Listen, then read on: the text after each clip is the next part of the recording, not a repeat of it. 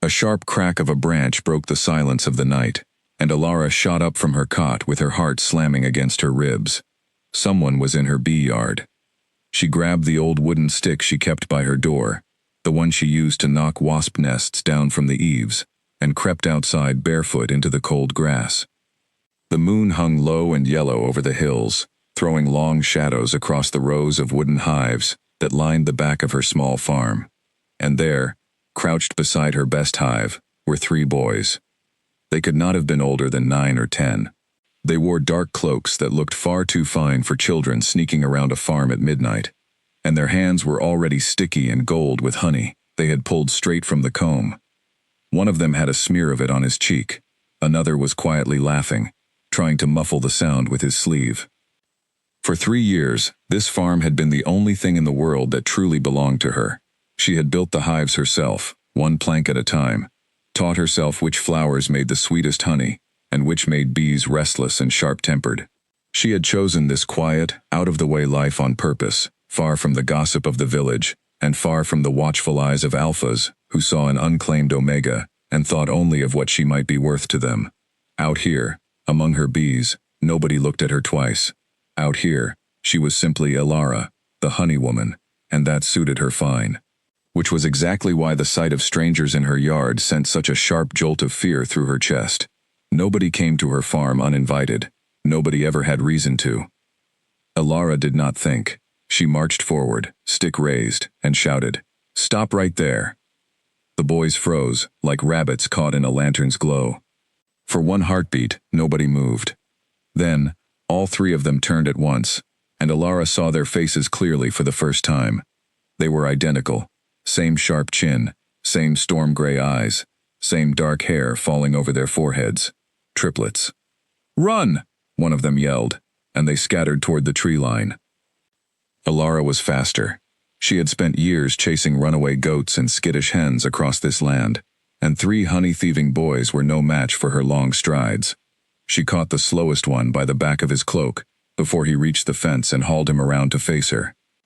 "You," she said, breathing hard, "are going to explain yourself." The boy's eyes went wide with fear, but underneath it, she saw something else, a flicker of wildness, something not quite human. His pupils had gone narrow and gold for just a second, before settling back to gray. Alara's stomach tightened. She had heard the stories, of course. Everyone in Blackthorn had. Wolves who could wear human skin, princes and lords among them, living up in the great stone palace on the hill that overlooked her farm. She had simply never expected to catch 3 of them with honey on their fingers in the middle of the night. "Let go of me," the boy said, trying to sound brave, though his voice cracked in the middle. "Not until your brothers come back," Alara said, "or until you tell me who taught you it's fine to steal from a woman who works from sunrise to sunset, just to keep bread on her table." At the tree line, the other 2 boys had stopped running. They stood half-hidden behind a birch trunk, watching. Alara could see them arguing with each other in fierce whispers. Finally, the braver-looking one stepped forward, chin lifted, trying to look far more confident than his shaking hands suggested. "Let our brother go," he said. "We didn't mean any harm. We were just hungry." "Hungry," Alara repeated flatly. She looked the 3 of them over, from their fine woolen cloaks to their soft leather boots, clearly not the clothing of hungry village children. "You don't look hungry to me. You look like boys who snuck out of somewhere far more comfortable than this." The 3rd boy, who had said nothing yet, finally spoke. His voice was quieter than his brother's, almost shy. "Your honey is the best in the whole kingdom. Everyone says so. We just wanted to taste it." Something in the honesty of that answer softened her, just slightly, though she was careful not to let it show. She had built this farm with her own 2 hands.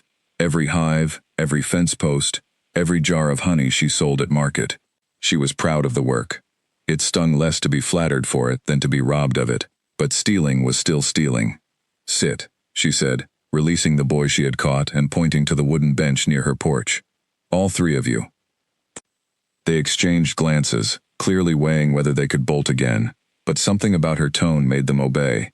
They shuffled over and sat in a row, honey still drying sticky on their fingers, looking like they expected to be dragged off to a dungeon at any moment. Alara studied them in the moonlight.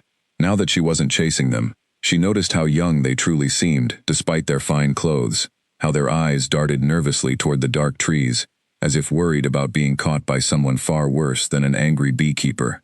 It made her curious, and against her better judgment, that curiosity softened her anger. "What are your names?" she asked. The boys looked at each other again. The brave one answered first. "Finn."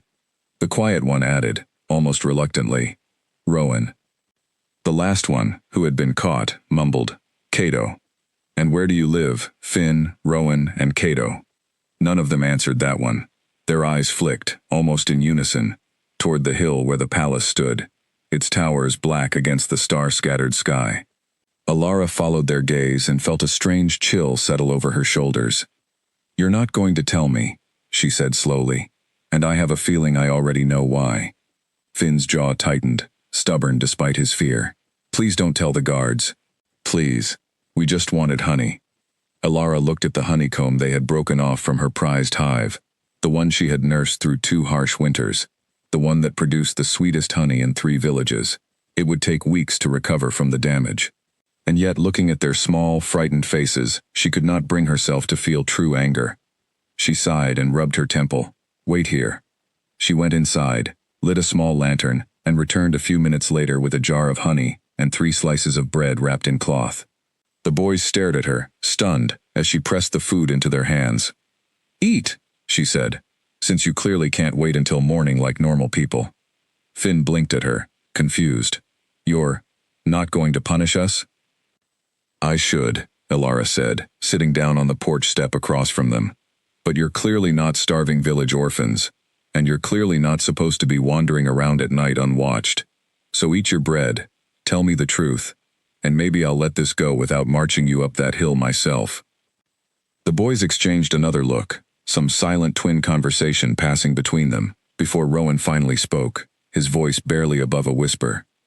"Our mother died a long time ago. Our father is busy, always busy. We get bored." There was something painfully honest in the way he said it, something that made Alara's chest ache despite herself. She had grown up without parents too, raised by an aunt who barely tolerated her, and she recognized the loneliness hiding behind Rowan's simple words. "Bored enough to steal honey from a stranger's farm in the middle of the night," she said, though her voice had lost its edge. "It was worth it," Cato said through a mouthful of bread, and despite everything, Alara found herself almost smiling. She noticed small things as they ate, the way Cato, despite being the youngest by only a few minutes if the way his brothers fussed over him was any clue, always seemed to finish first and eye his brother's portions with open longing. The way Rowan chewed slowly and watched everything around him, cataloging the yard, the hives, even the stars, as though committing it all to memory. The way Finn sat a little straighter than the other two, shoulders back, chin lifted, already carrying himself like someone who expected to be looked at, even at his young age. 3 boys from the same litter, and yet already so different from one another. It reminded her of the way her own hives worked, each colony with its own particular character despite sharing the same queen. "Do you have a mother who worries about where you are?" Cato asked suddenly, licking honey from his thumb.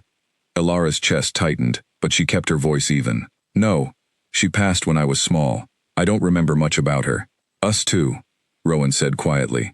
"About our mother, I mean. She died when we were babies." "I'm sorry," Alara said, and she meant it. Finn shrugged, though the gesture looked forced, practiced, the kind of shrug a child gives when he has decided that sadness is not something he is allowed to show. "It was a long time ago. We don't really think about it." Alara suspected that was not entirely true, but she did not push. She recognized the careful walls a person built when grief became too heavy to carry openly, and she respected the boys enough not to tear those walls down over a jar of honey and a few slices of bread. They stayed a while longer, the boys eating in comfortable silence as the crickets sang around them and the moon climbed higher into the sky. Alara found herself watching them with a strange, unfamiliar warmth. She had lived alone on this farm for 3 years now, with only her bees and the occasional market visit for company. She had told herself she preferred it that way, that people complicated things, that being an omega in a world ruled by strong alphas and proud betas meant it was safer to keep to herself. But sitting there with 3 strange, sticky-fingered boys, She felt something she had not felt in a very long time. She felt needed. When the food was gone, she stood and brushed off her skirt. Go home now, before someone notices you're missing, and there's real trouble. The boys rose reluctantly. Finn paused at the edge of the yard and turned back to look at her. Will you be here next week? I live here, Elara said dryly. Where else would I be? A small, secretive smile crossed his face, one that made her instantly suspicious, though she could not say why. Good, he said simply, and then the three of them disappeared into the dark trees, moving with a quiet, easy grace that no ordinary boy could manage. Elara stood on her porch for a long time after they left, staring at the empty hive where the honeycomb had been broken, and at the shadow of the palace on the hill, its windows glinting faintly like watchful eyes. She told herself it was nothing. Bored children looking for an adventure, nothing more. She told herself she would forget about them by morning, but she did not forget. As she climbed back into her cot and pulled the blanket over her shoulders, she kept thinking about the flicker of gold she had seen in that boy's eyes, and the way all three of them had glanced at the palace, with something between fear and longing. Whoever their father was, he was clearly a man too busy to notice his own sons sneaking out at night. She felt a flash of anger on their behalf, quickly followed by a flush of embarrassment at herself for caring at all about three boys she had only just met. Sleep did not come easily. She lay awake listening to the wind rustle through the trees, and more than once she found herself glancing toward the window, half expecting to see small shapes creeping back across the field. They did not return that night. But something told her, deep in her bones, that this would not be the last she saw of Finn, Rowan, and Cato. The next morning, she woke before dawn, as she always did, pulling on her worn boots and heading out to check on her hives before the heat of the day set in. The damage from the night before was worse in daylight. An entire section of honeycomb had been snapped clean off, and a few of her bees buzzed anxiously around the wound in their home, confused by the disturbance. She sighed, gathering her tools to make quick repairs before the colony grew too agitated. As she worked, her mind kept drifting back to the boys. Something about them nagged at her, something beyond their obvious wealth and the wildness in their eyes. It was the way they had looked at each other before answering her questions, as though they were used to protecting one another, used to keeping secrets. It reminded her, painfully, of her own childhood, always watching her back, always guessing what mood her aunt would be in before daring to speak. By midday, she had finished her repairs and loaded a cart with jars of honey to sell at the village market. The road into town wound past the base of the hill where the palace stood, and as she passed beneath its shadow, she found herself glancing up at its high stone walls with a curiosity she had never felt before. She had lived near that palace her entire life and had never once wondered what happened behind those walls. Now, after one strange night, she could not stop wondering. At the market, the gossip was thick as honey itself. Merchants whispered about missing supplies from the royal kitchens, about guards doubling their patrols along the palace grounds, about the Alpha King's temper growing shorter by the day, since his sons had apparently slipped away from their tutors not once but several times in recent weeks. Elara kept her head down as she arranged her jars on the table, pretending not to listen, though her ears burned with sudden understanding. So it was true then. The boys who had raided her honey in the dead of night were no ordinary children. They were the missing princes of Blackthorn, sons of Alpha King Draven himself, and she had fed them bread and honey on her porch, without even realizing the trouble she might be inviting onto her own doorstep. A cold knot formed in her stomach as she thought of the guards searching for them. If anyone discovered that the princes had been at her farm, would she be blamed for their disappearance? Would she be accused of luring them there, or worse, of something far more sinister? Omegas without powerful mates or family connections were vulnerable, in ways she understood all too well. She had spent years building a quiet, careful life, specifically to avoid drawing the wrong kind of attention, and now, through no real fault of her own, she found herself tangled in the business of the royal family. She thought of the stories people told about Alpha King Draven, though she had never once seen the man in person. Some said he was fair but distant, a ruler who cared more for the safety of his kingdom than for the comfort of his own household. Others said he had never recovered from losing his mate, that he threw himself into war councils and border disputes simply to avoid the silence of his own halls. A few of the older women at the market, who remembered the kingdom before his rule, spoke of him with a strange mixture of respect and pity, calling him a good king, but a lonely man. Elara had never given much thought to any of it before. Kings and their sorrows belonged to a world entirely separate from hers, a world of stone towers and polished crowns, nothing at all like her world of wooden hives and honey jars. But now, having sat across from his 3 sons, and heard the quiet ache in their voices when they spoke of their mother, she found herself thinking of the king differently. A busy father was one thing. A father so consumed by duty that his own children had to steal honey from a stranger just to feel noticed was something else entirely. She pushed the thought away as she loaded the last of her unsold honey back onto the cart. It was not her place to judge a king she had never met, and it was certainly not her place to feel sympathy for children who, however sweet they seemed, had still broken into her property and damaged her livelihood. And yet the sympathy lingered anyway, stubborn and unwelcome, the entire ride home. Her friend Nora, who sold woven baskets from the stall beside hers, noticed her distraction almost at once. Nora was a beta woman a few years older than Elara, with quick eyes and an even quicker tongue, and very little escaped her notice at the market. "You're miles away today," Nora said, setting down a stack of baskets and studying Elara's face. "What happened? Did one of your bees finally sting some sense into you?" Elara forced a small laugh, though it came out thinner than she intended. "Just tired. Long night." "Long night," Nora repeated, raising an eyebrow. "You live alone on a farm at the edge of the woods. What kind of long night could you possibly have had?"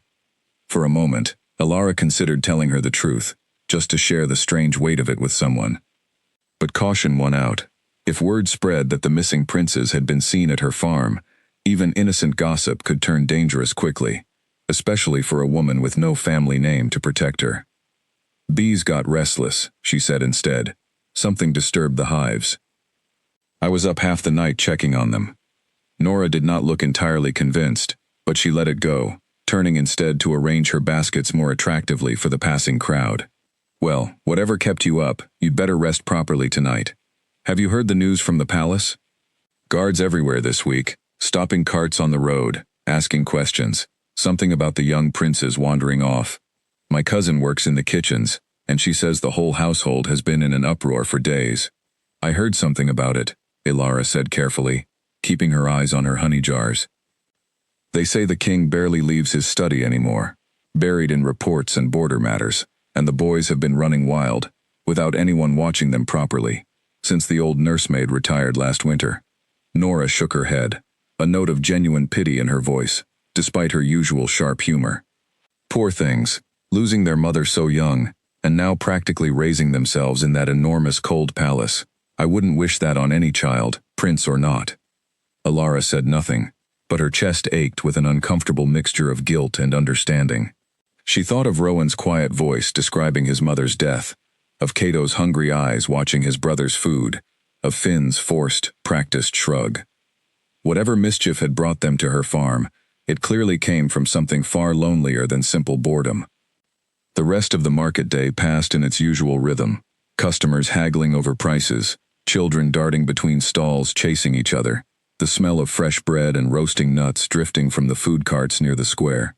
Elara sold most of her honey by mid-afternoon, earning enough coin to see her comfortably through another few weeks, and she allowed herself a small measure of satisfaction at that, at least.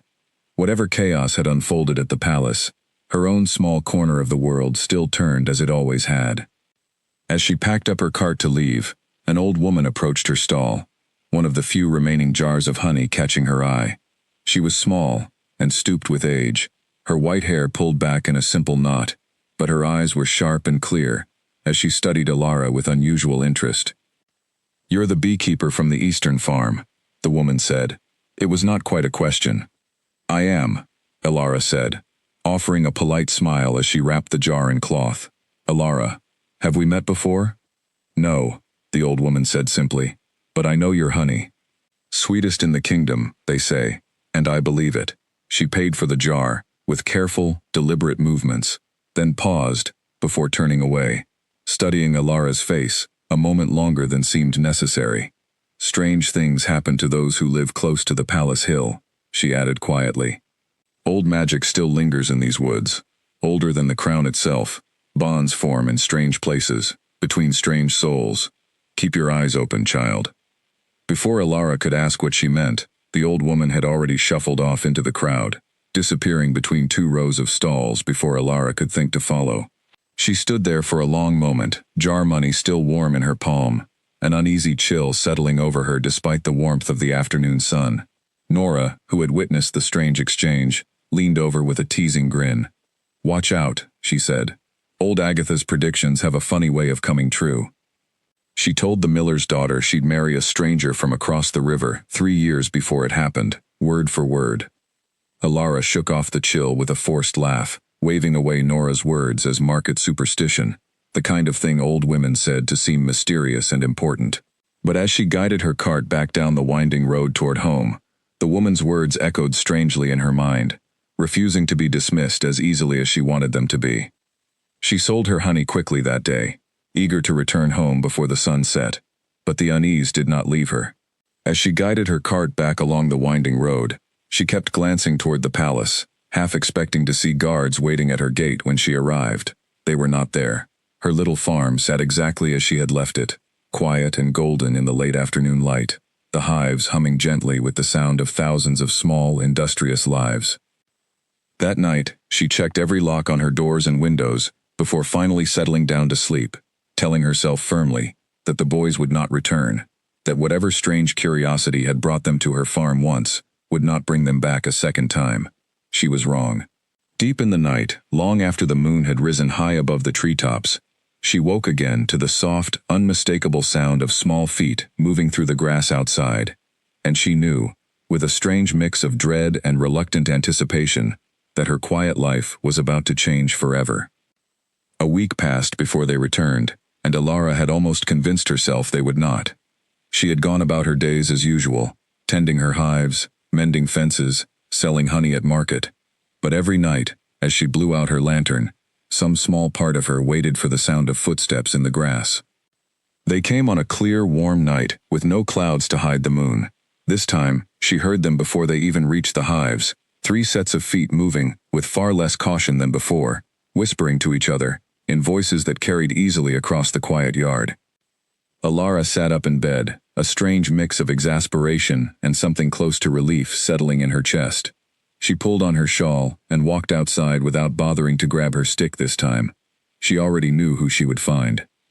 Sure enough, there they were, crouched by the same hive, though this time they seemed less interested in stealth and more interested in arguing quietly among themselves about how to open the hive without getting stung.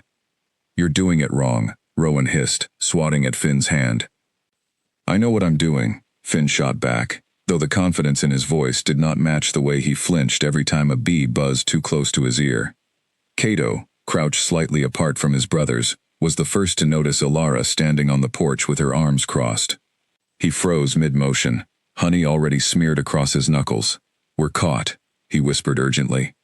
Finn and Rowan turned in unison, guilty expressions freezing on their faces like children caught with their hands in a jar of sweets, which, Alara supposed, was exactly the situation. "Back again," Alara said, walking down the porch steps toward them. "I was almost starting to think I'd imagined the whole thing." "We brought payment this time," Finn said quickly, holding up a small leather pouch that jingled faintly with coins as he tossed it toward her. "For the honey you gave us, and for the comb we broke." Alara caught the pouch and opened it, raising an eyebrow at the sight of several silver coins inside, far more than the honey was worth. Where did 3 boys get this kind of money?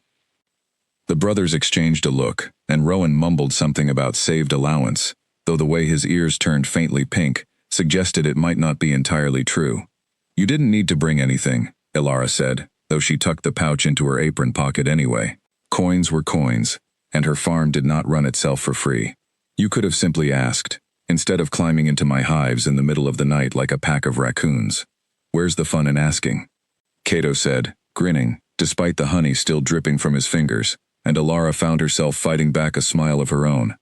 She led them, not for the first time, to sit on the porch bench, and this time she brought out a proper plate of bread, cheese, and a small dish of honey, rather than simply handing them scraps. The boys ate eagerly, though with slightly better manners than their first visit, and Alara sat across from them on an overturned crate, studying them in the lantern light. Doesn't anyone notice you're missing? She asked. Guards? Tutors? Anyone at all? Finn shrugged. Our guard captain thinks we're asleep. We're very good at sneaking past him. And if he finds out you're not asleep? He won't, Finn said with a confidence that made Alara suspect this was not their first successful escape, nor likely their last. What about your father? She asked carefully, remembering the rumors from the market. Doesn't he check on you? A brief silence fell over the three boys, heavier than before. Rowan was the one who finally answered, his voice quieter than usual. Father is busy with the kingdom. He has meetings almost every night. Sometimes we don't see him for days. He used to check on us more, Cato added, picking at the crust of his bread. Before. Before what? Alara asked gently. None of them answered that. The question hung in the air, unanswered but understood, and Alara did not push further. She recognized the shape of that particular silence, the kind that surrounded a loss too large to speak of directly. Well, she said instead, changing the subject. If your guard captain is so easily fooled, perhaps I should have a word with him myself. Sneaking out at night is dangerous, even for princes. There are wild animals in these woods far less friendly than my bees. Finn straightened at that, offense flashing across his young face. We can take care of ourselves. We're not scared of the woods. I didn't say you were scared, Alara said evenly. I said it's dangerous. There's a difference between bravery and recklessness, and most grown men haven't figured that out yet, let alone boys your age. Finn opened his mouth to argue further, but Rowan elbowed him quietly, and he subsided with a huff, arms crossed over his chest in a pose that reminded Alara sharply of someone used to being told he was right about everything. Before they returned to the porch, Alara insisted they wash the honey from their hands at the small water pump beside her cottage, muttering about sticky fingers ruining perfectly good bread. The boys obeyed with much splashing and laughing, Cato deliberately flicking water at his brothers, until Finn retaliated by pumping the handle hard enough to drench them all. Alara watched from the doorway, arms crossed, trying and failing to look stern, as their laughter rang out across the yard. It struck her, watching them, how easily joy came to children, even in the middle of secrets and sorrow, how quickly a simple game with water could chase the shadows from their young faces, if only for a moment. You're going to catch a chill, she scolded, tossing them a worn towel, though her voice held none of its earlier sharpness. Worth it, Cato declared, shaking water from his hair like a wet dog, and Rowan snorted with laughter, despite clearly trying to maintain his more serious composure. Once they had dried off enough to satisfy her, she brought them back to the porch bench and set out the bread and cheese properly this time, along with a small dish of honey for dipping. The boys ate with considerably more enthusiasm than manners, and Alara found herself unable to keep the small smile from her face as she watched them. They stayed longer this time, long enough for Alara to learn small pieces of their lives scattered between bites of bread. Finn, it turned out, was determined to prove himself the strongest of the three, always first to volunteer for anything that sounded dangerous or difficult, desperate to earn approval from tutors and guards alike. Rowan preferred books to swords, though he admitted this quietly, almost apologetically, as though it were something to be ashamed of. Cato, the youngest by mere minutes, seemed to exist mostly in the shadow of his brothers, quick with jokes, and quicker still to notice when someone else in the room was unhappy. A peacekeeper by nature, even at his young age. You should come to the palace sometime, Cato said suddenly, licking honey from his thumb. You could meet Father. He likes honey too, though the kitchen honey is nowhere near as good as yours. Alara laughed outright at that, shaking her head firmly. I don't think meeting the Alpha King is a wise idea for someone in my position, Cato. Kings and beekeepers don't often cross paths, and it's better that way. Why not? Rowan asked, tilting his head with genuine curiosity. You're the nicest grown-up we've met in ages. The simple honesty of that statement caught Alara off guard, and for a moment she did not know how to respond. She busied herself gathering the empty plates instead, using the small task to hide the sudden warmth spreading through her chest. That's very kind of you to say, she said finally, but I'm quite content on my farm. I don't need to meet kings to be happy. Everyone wants to meet the king, Finn said matter-of-factly, as though stating an obvious truth of the universe. Not everyone, Alara said, smiling despite herself. Now, it's late. and you three should be getting back before your guard captain wises up. Go on, before I change my mind and march you home myself." The boys rose reluctantly, brushing crumbs from their cloaks. At the edge of the yard, Finn paused and turned back, studying Alara with an expression far too serious for a boy his age. "Will you let us come back again?" Alara hesitated. She knew the sensible answer, the safe answer, the one that would keep her out of any trouble that might come from associating with the royal family. But looking at the three of them standing there in the moonlight, hopeful and a little lonely despite their fine clothes and royal blood, she found she could not bring herself to say it. "As long as you knock properly next time," she said instead, "and don't touch my prized hive again. There are 3 others you're welcome to raid without breaking my heart over it." Cato laughed, delighted, and even Rowan cracked a small smile. Finn simply nodded, satisfied, before the 3 of them disappeared into the trees once more, their laughter drifting back through the night air, long after they had vanished from sight. Alara stood on her porch for a long while after they left, listening to the crickets and the distant hoot of an owl somewhere in the woods. She thought about the old woman's strange words at the market, about bonds forming in strange places between strange souls, and she shook her head firmly, refusing to let superstition take root in her thoughts. These were simply 3 lonely boys who had found comfort in a stranger's kindness, nothing more mysterious than that. And yet, as she climbed back into bed that night, she could not deny the small, warm feeling that had settled in her chest, one she had not felt in a very long time. For 3 years, her farm had been quiet in a way that suited her, safe and predictable and entirely her own. Now, for the first time since she could remember, she found herself looking forward to something beyond the next harvest, the next market day, the next quiet evening alone with her bees. She found herself, against all good sense, looking forward to the next time 3 mischievous princes climbed over her fence in search of honey, and, though none of them would have said it aloud, in search of something warmer than what waited for them behind the palace walls. What Alara did not know, as she drifted off to sleep that night, was that the prince's guard captain, a broad-shouldered wolf named Garrick, who had served the royal family since before the boys were born, had woken that very evening to find their beds empty for the 2nd time in a week. He had searched the palace grounds in a rising panic before finally catching a faint trail of their scent leading toward the eastern woods, a trail that led, unmistakably, toward the small farm on the edge of the tree line.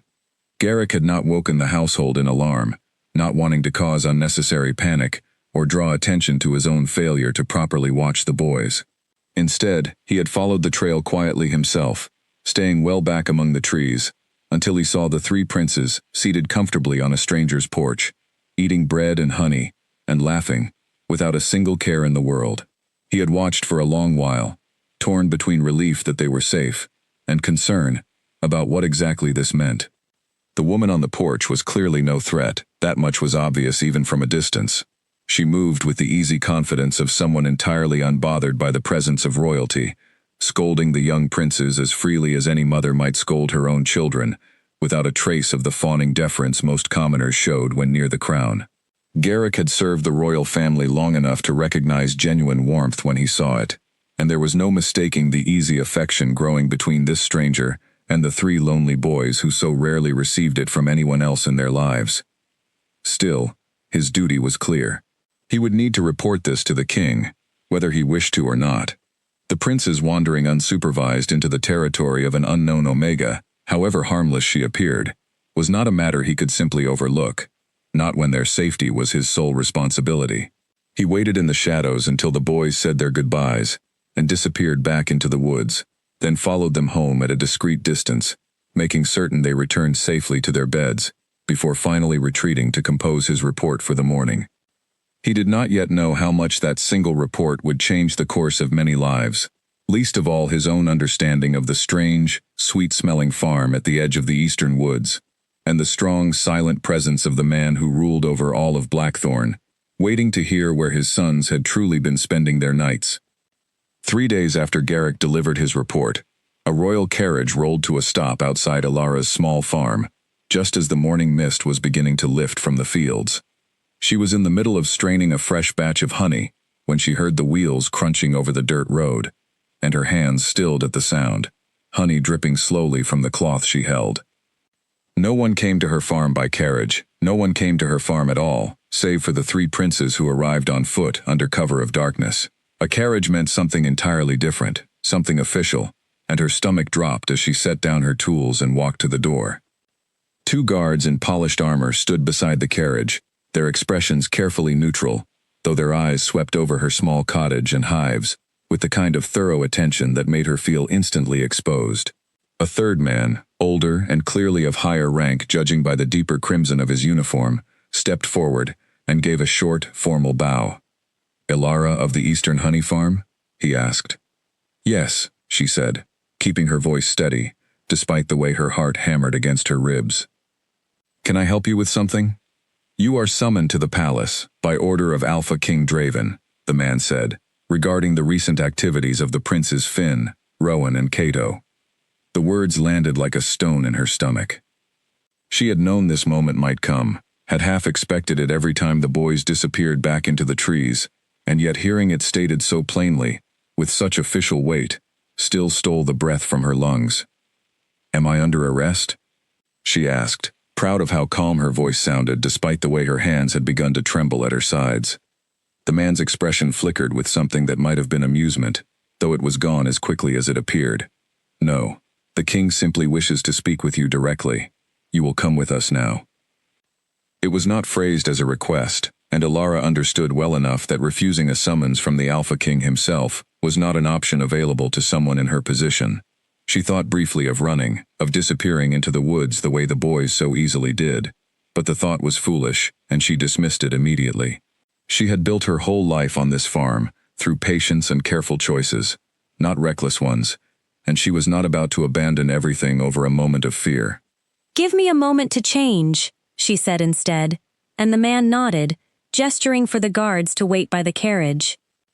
Inside her small cottage, Ilara pulled on her one good dress, a simple blue linen thing she had sewn herself 2 winters ago and rarely had occasion to wear, and quickly braided her hair back from her face. She caught her reflection in the small cracked mirror above her wash basin, and hardly recognized the wide-eyed woman staring back at her. She took a slow breath, forcing her expression into something calmer than she felt, and reminded herself firmly that she had done nothing wrong. She had fed 3 hungry, lonely boys. That was all. Whatever waited for her at the palace, she would face it honestly. The ride up the hill felt both impossibly long and far too short. Ilara watched through the small carriage window as her familiar fields gave way to the manicured grounds surrounding the palace, neat hedges and stone paths replacing the wild grass and honeysuckle she knew so well. The palace itself loomed larger with every passing moment, its gray stone walls rising high above the treetops, banners bearing the wolf crest of blackthorn snapping in the morning breeze from every tower. She had seen the palace from a distance her entire life, a permanent fixture on the horizon of her world, but she had never once imagined she would pass through its gates. Now, as the carriage rolled beneath the great iron archway and into the courtyard beyond, she felt impossibly small, a single honey-scented stitch in a tapestry far too grand for someone like her. The carriage stopped, and a guard opened the door, offering a hand to help her down, which she accepted, with as much dignity as she could muster, despite her shaking knees. She was led through towering wooden doors, into a grand entrance hall, its ceilings so high they seemed to disappear into shadow, portraits of stern-faced ancestors lining the walls on either side. Servants moved briskly about their duties, casting curious glances her way as she passed, clearly wondering what business a simple farm woman might have within these walls. She was brought to a smaller chamber off the main hall, its walls lined with books and maps rather than portraits, a fire crackling low in the hearth despite the warmth of the season. She was told to wait, and wait she did, standing awkwardly in the center of the room, unsure whether she was permitted to sit or expected to remain standing until summoned further. The wait was not long. The door opened, and Ilara turned to find herself face to face, for the first time, with Alpha King Draven. He was not at all what she had imagined. She had pictured, somehow, an older man, weathered and stern, the kind of king who ruled from behind mountains of paperwork and rarely looked up from his desk. Instead, the man who entered the room was broad-shouldered and tall, dark hair threaded with only the faintest strands of gray at his temples, his storm-gray eyes so similar to his son's that Alara felt a small jolt of recognition, despite never having seen him before. He wore simple dark clothing, rather than elaborate royal robes, though something in the way he carried himself, straight-backed and utterly composed, left no doubt of his position, even without the crown resting on his brow. He studied her for a long moment before speaking, his expression unreadable. "You're the one who's been feeding my sons." It was not quite a question, and Alara found herself unsure how to answer it. "Yes, Your Majesty," she said finally, dropping into what she hoped was an acceptable curtsy, though she had never practiced the motion before, and suspected it looked clumsy. "They came to my farm at night, uninvited, on more than one occasion. I fed them because they seemed hungry, and I did not think it right to turn away children, whoever they might be." Something flickered across his face, too brief for her to properly identify, gone before she could name it. "Sit," he said, gesturing to a chair near the fire, and though it was not phrased as a command, Alara sensed it would be unwise to refuse. She sat, perching stiffly on the edge of the seat, hands folded tightly in her lap. Draven remained standing, moving instead to the window, his back to her as he gazed out over the courtyard below. "My sons have never taken to a stranger the way they've taken to you," he said finally, his voice quiet, almost thoughtful. "In 3 years, since their mother passed, they've grown suspicious of nearly everyone. Tutors, nursemaids, guards, all of them have come and gone, unable to earn even the smallest measure of their trust. And yet within 2 visits, they speak of you as though you were an old family friend." Alara did not know how to respond to that, so she said nothing, watching the tension in his shoulders as he continued to stare out the window. "I should be angry with you," he continued. "You allowed 3 unsupervised boys to roam your property in the dead of night without once informing the palace guard. You could have sent word immediately upon discovering who they were." "With respect, Your Majesty," Alara said carefully, "I did not know who they were during their first visit. By the time I learned of their identities, from market gossip rather than the boys themselves, I had already decided to trust that they were simply lonely children, rather than a threat to report. I understand now that may have been the wrong decision." Draven turned from the window then, studying her with an intensity that made her want to look away, though she forced herself to hold his gaze. "It was, perhaps, a foolish decision," he said slowly, "and yet I find myself unable to be angry about it, given the results. My sons have not laughed so freely in years as they did describing their visits to your farm." Alara felt heat rise in her cheeks at the unexpected praise, unsure how to accept it gracefully. "They're good boys," she said simply. "Lonely, perhaps, but good." "Lonely," Draven repeated, something bitter entering his voice. "Yes, I imagine they are." He was quiet for a long moment, and Alara sensed, beneath the composed exterior of a king, the weight of some private guilt he carried alone. "Their mother's passing hit them harder than I realized," he continued finally. "I threw myself into ruling this kingdom in the aftermath, telling myself it was what she would have wanted, that keeping Blackthorn stable and strong was the greatest gift I could give our sons. I did not stop to consider that they needed their father present far more than they needed a kingdom well governed." The honesty of his admission surprised her, coming as it did from a man she had expected to find cold and distant, more concerned with punishment than understanding. "It's not too late to change that," she said quietly, before she could stop herself. Draven's eyes met hers again, and something in his gaze shifted, sharpened, though not unkindly. "No," he agreed slowly. "Perhaps it isn't." He crossed the room and took the seat opposite her, close enough now that Alara could see the faint lines of exhaustion around his eyes, the mark of a man who carried far more weight than any single person should. "I have a proposal for you," he said. Alara's heart began to pound anew, uncertain what such a proposal from a king might entail. "A proposal, Your Majesty? My sons are in need of guidance, warmth, someone who can offer them the kind of comfort I have failed to provide these past years amid my duties. I would like you to come to the palace, temporarily, to help care for them. You would be paid generously for your time, of course, and any concerns about your farm during your absence would be handled by the crown." Alara stared at him, certain she had misheard. "You wish for me to leave my farm and come live in the palace, to care for the princes?" "Yes," Draven said simply, as though the request were the most reasonable thing in the world, rather than a complete upending of everything Alara had built for herself. "Your Majesty," I'm a beekeeper. I have no training in caring for children, let alone royal children. Surely there are women far better suited to such a position, women with proper education and experience in these matters. Perhaps, Draven allowed. But none of them have earned my son's trust the way you have, without even trying. That, I find, is worth far more than proper education. Elara sat in stunned silence, trying to process the sudden shift in her fortunes. Only a week ago, her greatest concern had been repairing a damaged honeycomb.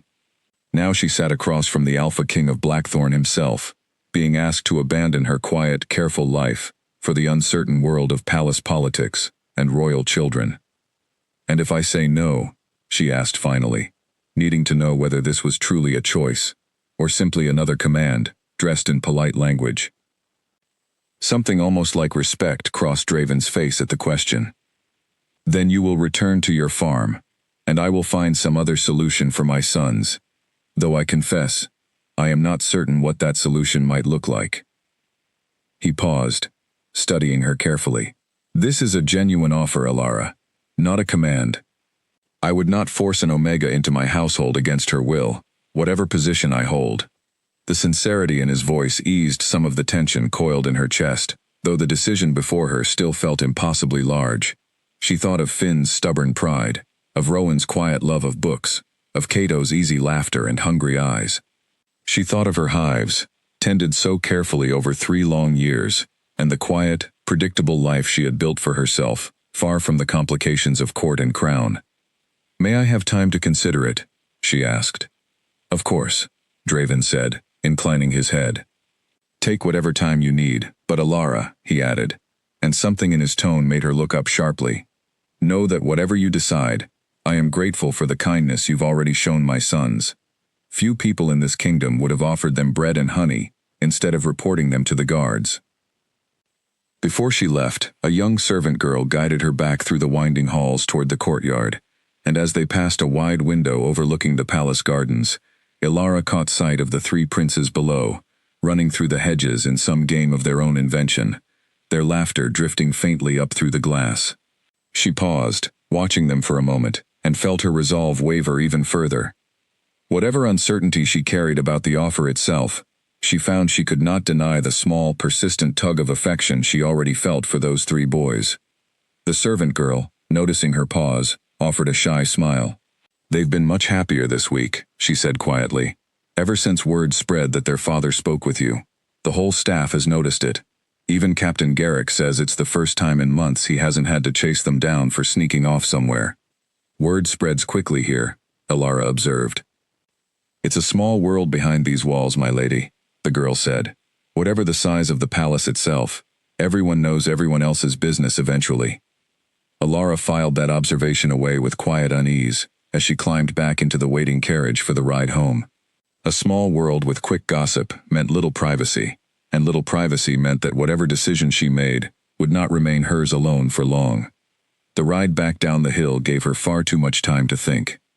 She stared out at the passing fields, turning the king's offer over and over in her mind, weighing the security of her quiet farm life against the strange, unexpected pull she felt toward the 3 princes, and, if she was honest with herself, toward their father as well. She tried to dismiss that last thought as quickly as it arose, embarrassed by her own foolishness. She had spoken with the man for perhaps 20 minutes. Whatever warmth she felt was surely nothing more than surprise at finding a king so unexpectedly human beneath his crown. When the carriage finally rolled to a stop outside her cottage, she found Nora waiting on her porch, arms crossed, an expression of fierce curiosity written plainly across her face. A royal carriage, Nora said without preamble, the moment Elara stepped down. At your farm. Elara, what in the world is going on? Half the village saw it pass through on the way here, and by now I'd wager the other half has heard about it too. Elara sighed, rubbing her temple as she led Nora inside, the exhaustion of the day finally catching up with her all at once. Sit down, she said. I'll explain, though I hardly believe it myself. She told Nora everything, from the boys' first midnight raid on her honey, to the strange summons that morning, and the king's unexpected offer, watching her friend's expression shift from disbelief to astonishment to something that looked suspiciously like delighted scheming. The Alpha King himself asked you to live in the palace, Nora repeated slowly, as though testing the words for truth. To care for his sons. That's what he said, Ilara confirmed. Ilara. Nora leaned forward, gripping her hands with sudden intensity. Do you understand what kind of opportunity this is? Do you know how many families in this kingdom would trade everything they own for even a single audience with the king, let alone an invitation to live under his roof? It's not that simple, Ilara protested. I have my farm, my bees, my whole life here. What happens to all of it if I go? He said the crown would handle your farm during your absence, didn't he? That's not nothing, Ilara. That's the king himself vouching for your livelihood. Nora sat back, studying her friend with a shrewdness that made Ilara distinctly uncomfortable. There's something else bothering you about this, isn't there? Something you're not telling me. Ilara opened her mouth to deny it, then closed it again, unable to lie convincingly to someone who had known her for years. He's not what I expected, she admitted quietly. The king, I mean. I expected someone cold, distant, entirely wrapped up in matters of state. Instead, he seemed almost sad, lonely, in his own way, much like his sons. Nora's eyebrows rose slowly, a knowing smile spreading across her face. Ilara Hartley, are you telling me you're attracted to the Alpha King of Blackthorn? I never said that, Ilara said quickly, heat flooding her cheeks. I simply observed that he seemed more human than the stories suggest. Nora said, clearly unconvinced but gracious enough not to press further, at least for the moment. Well, human or not, king or not, I think you should take the offer. What's the worst that could happen? You spend a few months at the palace, help 3 lonely boys find their footing, and return home afterward with your farm perfectly intact and considerably more coin in your pocket than you'd earn in a year of honey sales. And the best that could happen? Ilara asked, half teasing, half genuinely curious what her friend might say. Nora's smile turned sly. The best that could happen is a story far too interesting for a small village market to hold. But I suppose you'll have to accept the offer to find out which version comes true. Ilara laughed despite herself, some of the tension in her shoulders finally easing at the familiar comfort of her friend's teasing. Long after Nora left for the evening, however, the laughter faded, replaced once more by the weight of the decision still resting on her shoulders. She walked out to check on her hives one final time before bed, the hum of the bees a steady, familiar comfort in the growing darkness. She thought of the life she had built here, quiet and safe, and entirely her own, built stone by stone against a world that had never been particularly kind to Omegas, without powerful families to protect them. She thought of the alternative, an unfamiliar palace full of strangers and expectations, a role she had never trained for and was not certain she could fill. And then she thought of Rowan's quiet voice describing his mother's death, of Cato's hopeful question, asking if she would come back, of Finn's fierce, lonely pride. She thought of Draven's tired eyes and the honest guilt in his voice, as he admitted he had failed his own sons in the aftermath of grief. By the time she finally climbed into bed that night, she already knew what her answer would be, even if some small, cautious part of her still whispered that she was making a terrible mistake. Ilara left the palace that afternoon with her mind spinning, the weight of an impossible decision settled firmly on her shoulders, utterly unaware that the pull she had felt sitting across from the Alpha King, the strange warmth that had spread through her chest at his honesty, was the first quiet stirring of a bond neither of them had expected to find. 3 days later, Ilara stood once more at the palace gates, this time with a single travel bag at her feet, rather than nerves alone weighing her down. She had spent the days between deciding and departing tying up every loose end on her farm, arranging for a trusted neighbor boy to check on her hives twice weekly, and packing away the few belongings she owned into a bag far too small to hold the weight of the decision she had made. Saying goodbye to Nora had been harder than she expected.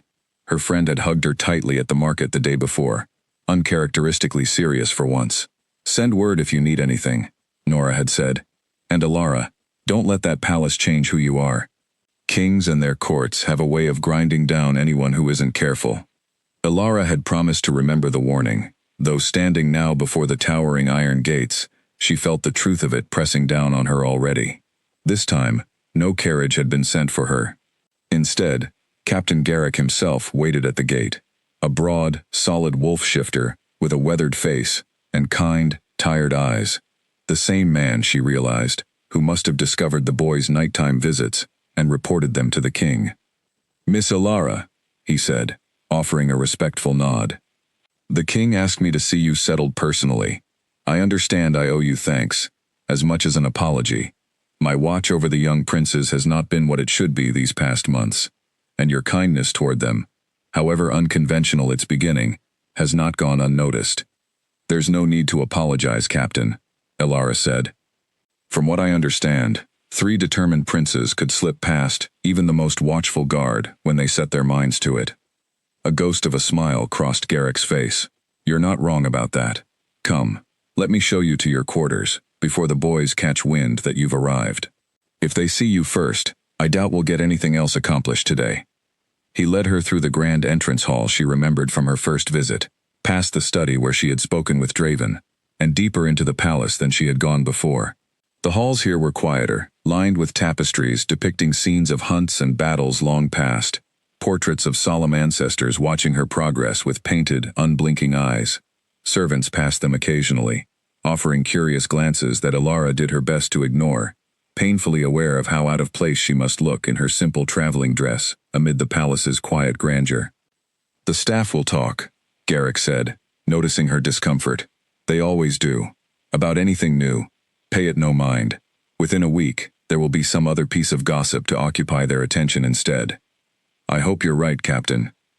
"Garrick will do fine, Miss Alara. We're not so formal below the throne room, whatever the nobles upstairs might tell you." Her quarters, when they arrived, were far grander than anything she had ever known. A spacious room with a proper bed, a writing desk by the window, and a small adjoining chamber, with a wash basin finer than anything she owned back home. She stood in the doorway for a long moment, feeling distinctly out of place amid the fine furnishings, before Garrick cleared his throat gently behind her.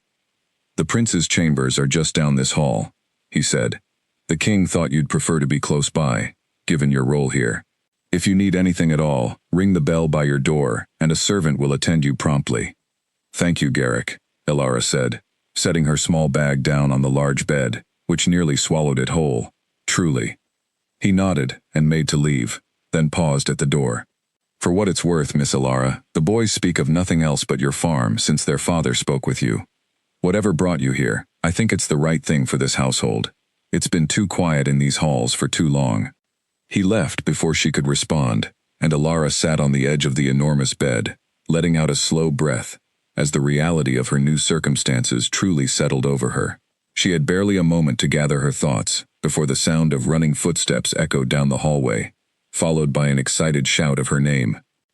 The boys burst into her room without so much as a knock, Cato leading the charge with Rowan close behind, and Finn trailing with an expression of studied indifference that fooled absolutely no one, given the eager brightness in his eyes. Cato exclaimed, throwing his arms around her waist before she could even stand properly. "Father said you might, but I didn't believe it until Garrick told us himself." "Of course I came," Alara said, laughing as she steadied herself against the sudden embrace. "Did you think I'd forget about you 3 so easily?" "You could have," Rowan said seriously, though his small smile betrayed his relief. "Grown-ups say things they don't mean all the time."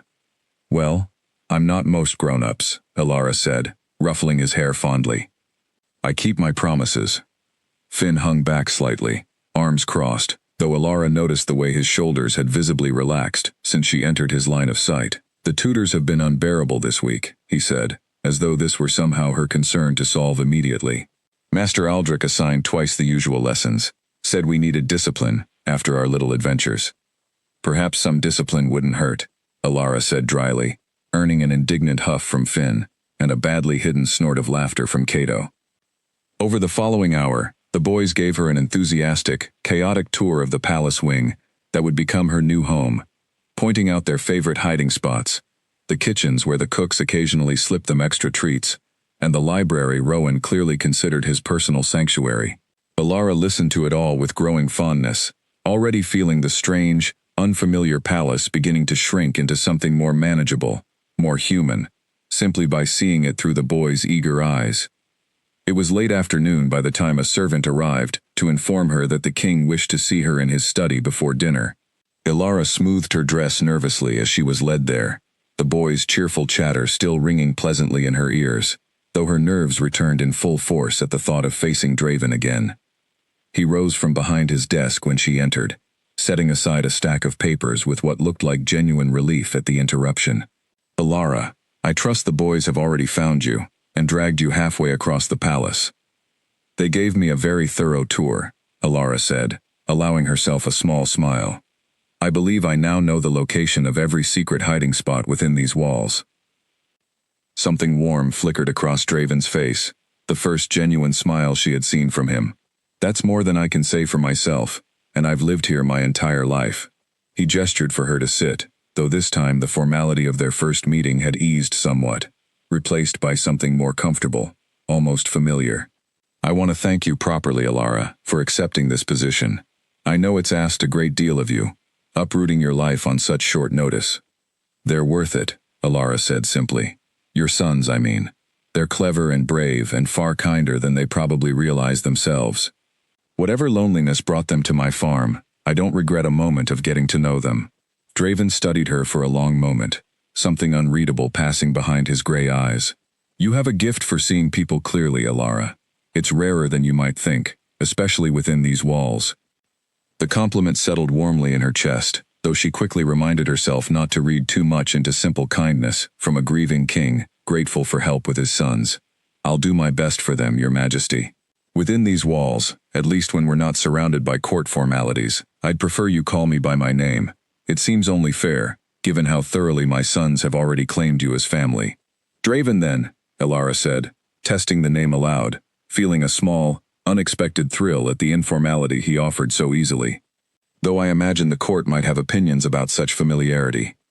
"The court," Draven said, a hint of tired amusement entering his voice, "has opinions about nearly everything I do. I've long since learned to worry less about satisfying them and more about doing right by my sons and my kingdom. I suggest you adopt a similar philosophy during your time here, if you wish to keep your sanity intact." Alara laughed softly at that, some of her remaining nerves finally easing. "I'll try my best, though I confess court politics are entirely foreign territory to me. I've spent the last 3 years talking mostly to bees." "Bees, I imagine, are considerably more straightforward than courtiers," Draven said dryly, though perhaps not as sweet. It was, Alara realized with some surprise, almost a joke, delivered with the faintest ghost of a smile that transformed his otherwise stern face into something far more approachable. She found herself smiling back before she could stop herself, and for a moment, the vast difference in their stations seemed to shrink to something far more manageable. Two tired people, finding unexpected common ground in a quiet study at the end of a long day. The moment passed quickly, however, as a servant arrived to announce dinner, and Draven's expression shifted back into practiced composure as he rose to escort her to the dining hall. Alara followed, her mind already spinning with the strange new reality of her life, uncertain whether the warmth blooming quietly in her chest was simple relief at a kind welcome, or the first faint whisper of something far more dangerous than she was prepared to admit. Dinner that first evening proved to be Alara's true introduction to the complicated world of palace life. The dining hall was grander than anything she had imagined, a long table stretching beneath high arched windows, silver place settings gleaming in the candlelight, and a small gathering of court nobles already seated when she arrived on Draven's arm. Conversation stilled the moment they entered, a dozen pairs of eyes turning toward her with expressions ranging from curious to openly disdainful. Alara kept her chin lifted, refusing to let the scrutiny show on her face, though she felt distinctly like a specimen being examined beneath a glass. "Allow me to introduce Alara," Draven said smoothly, guiding her to a seat near the head of the table. "She has agreed to help care for the princes during this period." A woman seated halfway down the table, elegant in deep green silk, with dark hair, swept into an elaborate style, set down her wineglass with deliberate precision. "How generous of her," she said, her voice sweet as honey and twice as sharp beneath the surface. "Though I confess, Your Majesty, I'm surprised you would entrust such a delicate matter to a farm woman, with no formal training in royal etiquette." Alara recognized the challenge buried in the polite words immediately. "I may lack formal training, my lady," she said evenly, "but I have found that children respond best to honesty and warmth rather than etiquette alone." A few nobles chuckled quietly at that, and the woman's smile tightened, though she said nothing further, merely returning her attention to her wineglass with a look that promised the matter was far from settled. "That's Lady Wren," Cato whispered from beside her, having apparently been seated next to her deliberately by servants who already understood her value in soothing the boys through formal dinners. "She's been trying to get father to marry her for years." "Cato," Rowan hissed warningly from Cato's other side, though the damage, Elara noted with a hidden smile, was already done. Dinner passed with careful conversation, navigating court matters Elara barely understood, trade agreements with neighboring territories, disputes over grazing rights along the northern border, and the upcoming harvest festival that apparently required considerable planning from the palace staff.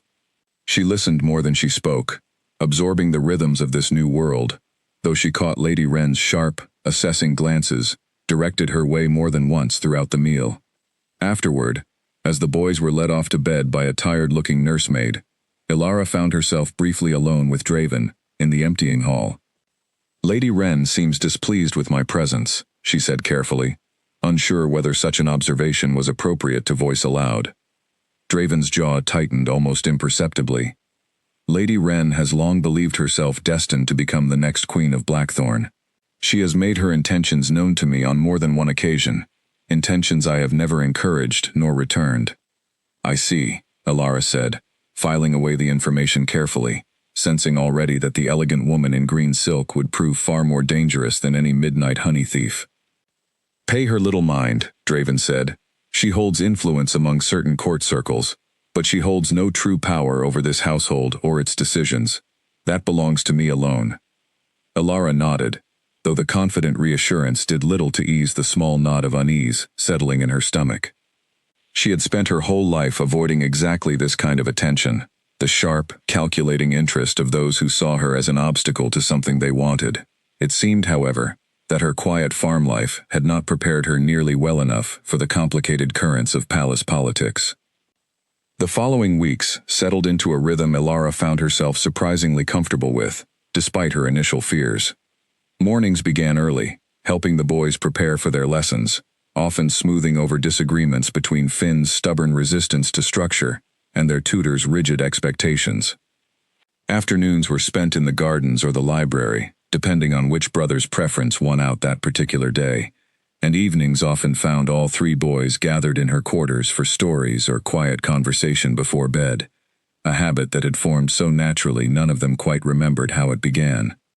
She learned quickly that Finn's stubbornness masked a deep fear of disappointing his father, that Rowan's love of books was partly an escape from a world that often felt too loud and complicated for his quieter nature, and that Cato's constant jokes and easy smiles hid a genuine ache to be seen as more than simply the youngest among his brothers.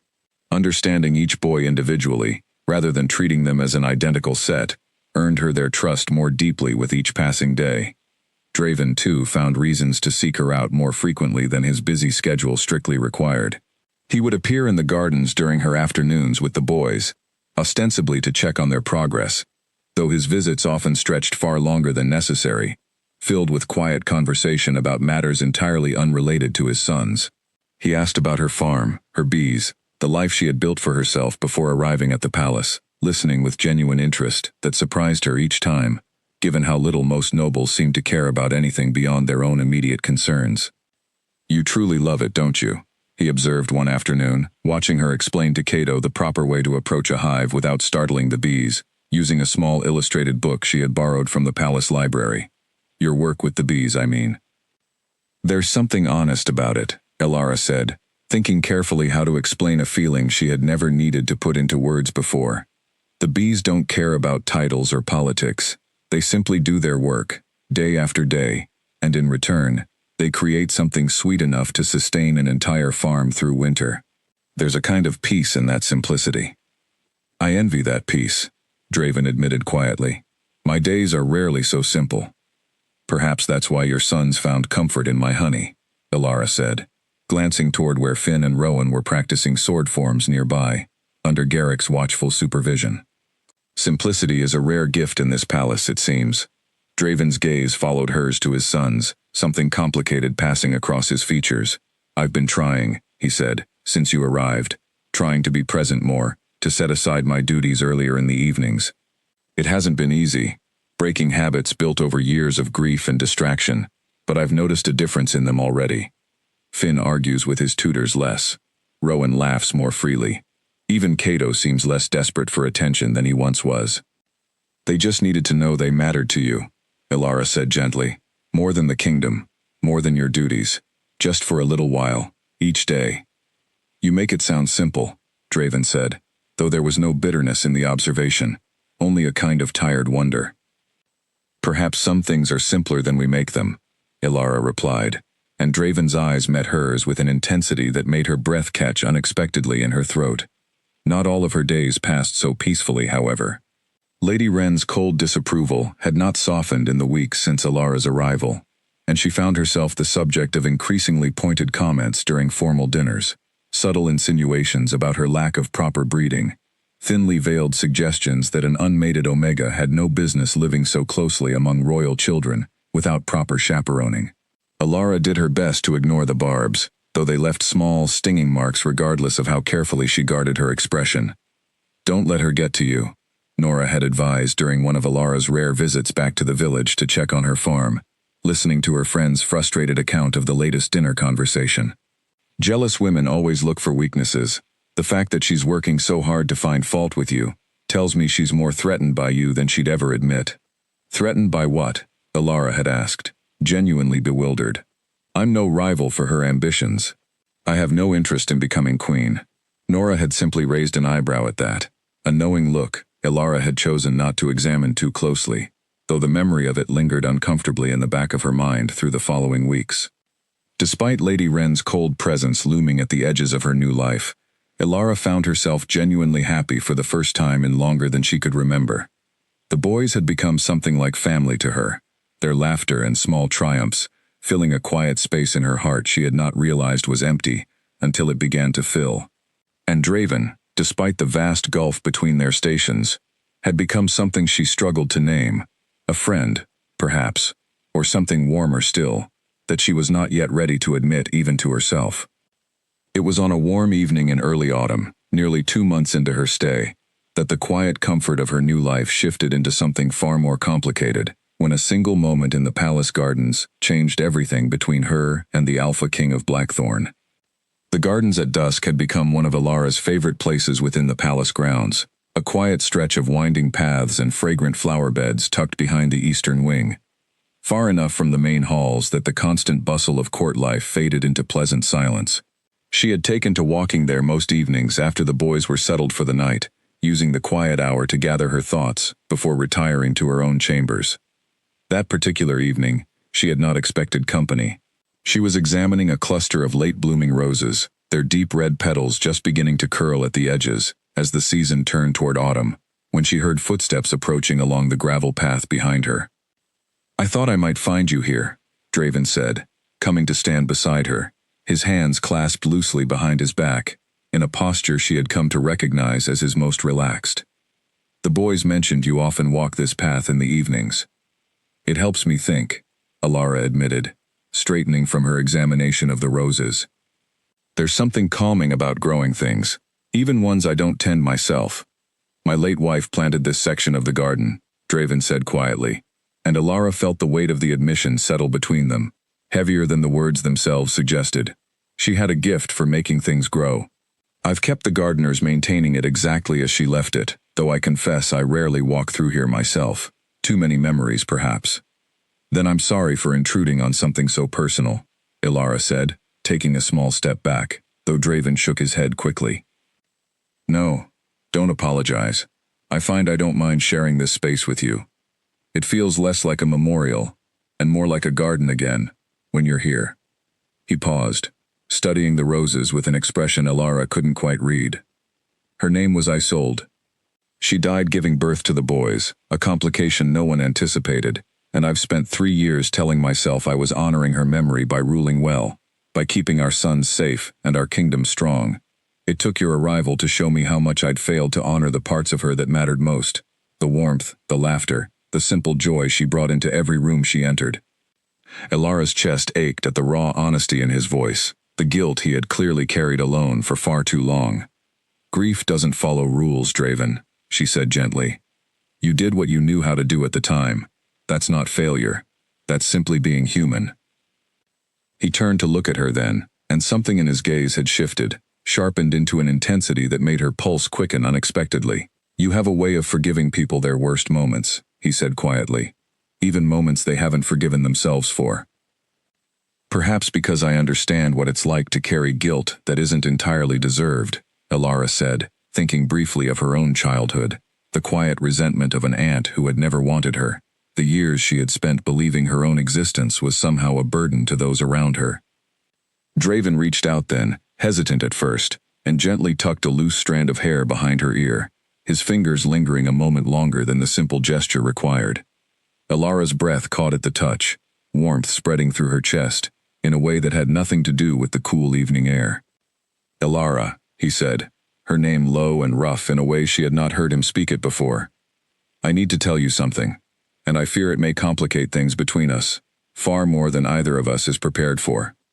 Then perhaps you shouldn't say it, Elara whispered, though her heart was already racing, some instinct deep within her, recognizing the shift happening between them, before her mind could fully catch up. I've felt something since the moment you first sat across from me in my study, Draven continued anyway, his voice steady despite the vulnerability in his words. A pull I haven't felt in 3 years, one I never expected to feel again. I believe, Elara, that you may be my true mate. The words landed with the weight of a physical blow, though not an unwelcome one. Elara had heard of mate bonds, of course, the rare and powerful connection that alphas and omegas sometimes formed, a bond deeper than simple attraction or affection, one recognized by instinct rather than choice. She had never imagined, in all her quiet years on her small farm, that such a bond might one day find her, let alone find her with a king, already carrying the weight of a kingdom, and 3 grieving sons. I don't know what to say, she admitted honestly, searching his face for some sign of what he expected from her in this moment. You don't need to say anything, Draven said quickly, taking a small step back as though suddenly aware he had moved too fast. I don't wish to pressure you into anything you're not ready for. I simply felt you deserved honesty, given everything else between us. Elara studied him for a long moment, the vulnerability so plainly written across his usually composed features, and felt something settle within her own chest, a recognition she had been trying to ignore for weeks now, ever since that first strange warmth in his study. I've felt it too, she said quietly. Since the beginning, if I'm honest with myself. I told myself it was simple gratitude, or perhaps admiration, for how hard you've tried to be a better father these past months. But it's more than that, isn't it? Yes, Draven said simply, relief and hope mingling openly in his expression now. It is. I'm frightened, Elara admitted. Not of you, but of everything this would mean. I'm an Omega, with no family name, no title, no claim to anything beyond a small farm, and a knack for keeping bees. The court already looks at me with suspicion. If this bond became known, I fear what that suspicion might become. I would protect you, Draven said fiercely, taking her hands in his own, with a gentleness that belied the intensity in his voice. Whatever the court thinks, whatever Lady Wren or anyone else might say, you would have my full protection, as my mate and as someone I have come to care for deeply, regardless of any bond. That's a generous promise for a king to make an unmated Omega, Elara said softly, though she made no move to pull her hands from his grasp. It's not generosity, Draven said. It's simply the truth. I have spent 3 years going through the motions of ruling this kingdom, present in body, but absent in every way that matters. You've reminded me what it means to feel something again, to want something beyond duty and obligation. I won't pretend that isn't worth protecting. They stood together in the fading light of the garden for a long while after that, hands still joined, the weight of everything unspoken settling comfortably between them rather than pressing them apart. Elara did not know, standing there among Isolde's carefully tended roses, exactly what the future held for her, whether the court would ever accept an Omega beekeeper as anything more than a passing curiosity in their king's life. But for the first time since arriving at the palace, she allowed herself to hope that whatever came next, she would not face it alone. I should return to my chambers, she said eventually, though reluctance colored every word. The boys will wonder where I've gone if I linger much longer. Of course, Draven said, though he did not immediately release her hands. Ilara, whatever happens from here, know that I don't take this bond lightly. I won't rush you into anything, and I won't pressure you toward decisions you're not ready to make. Thank you, she said, and meant it fully, grateful for a kindness she had not expected to find within these grand, complicated walls, for your patience, and for your honesty. She left him standing alone among the roses as the last light faded from the sky, her heart lighter and more uncertain than it had been in years, caught between the quiet safety of the life she had known and the uncertain, glittering promise of the one now unfolding before her. News, as Nora had always warned her, traveled faster within palace walls than anywhere else in the kingdom. Ilara could not say precisely how word of her private conversation with Draven in the gardens had spread, whether a servant had overheard their exchange, or whether the change in the way Draven looked at her during dinner had simply been too obvious to escape notice. But within a week, the whispers had reached every corner of the court. She first noticed the shift in Lady Wren's demeanor at breakfast, the woman's usual cutting remarks replaced by a cold, watchful silence that felt somehow more dangerous than open hostility. Lady Wren said nothing directly to Ilara that morning, but her gaze followed Ilara's every movement, with an intensity that made the honey on Ilara's plate taste suddenly bitter in her mouth. It was 2 days later that the rumors began circulating openly among the staff. Careful whispers that stopped abruptly whenever Ilara entered a room, followed by pointed glances and hastily resumed conversations on entirely unrelated topics. She caught fragments here and there, enough to understand the shape of what was being said, that she had seduced the king through some scheme, using his sons as an unwitting path into his affections, that she planned to trap him with a false mate bond in order to claim the throne for herself, that an Omega with no family, no title, and no proper breeding had no business anywhere near the royal bloodline, let alone in a position to influence its future. It's poison, Nora said grimly, when Ilara finally confided in her during a rare visit home to check on her farm. Someone is deliberately spreading these stories, and I'd wager every coin I own that Lady Wren sits at the heart of it. Draven says her influence holds no real power over the household, Ilara said, though her voice carried little conviction as she said it. Perhaps not directly, Nora said. But influence over gossip is its own kind of power, Ilara. Enough whispers, repeated often enough, by enough different mouths, can shape how an entire court perceives someone, regardless of the truth. You need to be careful. Ilara took the warning seriously, though careful behavior did little to slow the spread of the rumors. Within another week, the whispers had grown bolder, no longer confined to hushed servant conversations, but openly hinted at during formal court gatherings. Thinly veiled comments disguised as polite conversation that left Ilara's cheeks burning with humiliation she refused to let show. The boys noticed the change in atmosphere long before anyone directly explained it to them. Finn, in particular, grew increasingly protective, his sharp ears catching more of the whispered gossip than any adult realized, until one particular incident brought the tension boiling fully to the surface. It happened during a formal luncheon hosted for visiting dignitaries from a neighboring territory, an event Ilara had been specifically asked to attend, given her role in the prince's care. She sat near the boys as always, doing her best to maintain composure despite the weight of curious, judgmental stares from unfamiliar nobles, who had clearly already heard the rumors circulating about her. Lady Wren, seated closer to Draven than usual, chose that particular gathering to strike more directly than she had before. It's fascinating, she said, her voice pitched just loud enough to carry across the nearby tables, how quickly some people rise from tending bees to tending the royal household itself. One wonders what particular talents earn such a swift promotion. The insinuation hung heavy and ugly in the air, and several nobles exchanged knowing glances, clearly having heard some version of the rumors already. Ilara felt heat rise in her face, humiliation and anger warring for control of her expression, though she forced herself to remain silent, unwilling to give Lady Wren the satisfaction of a visible reaction. Finn, however, had no such restraint. He stood abruptly from his seat, chair scraping loudly against the stone floor, his young face flushed with fury far too large for his small frame.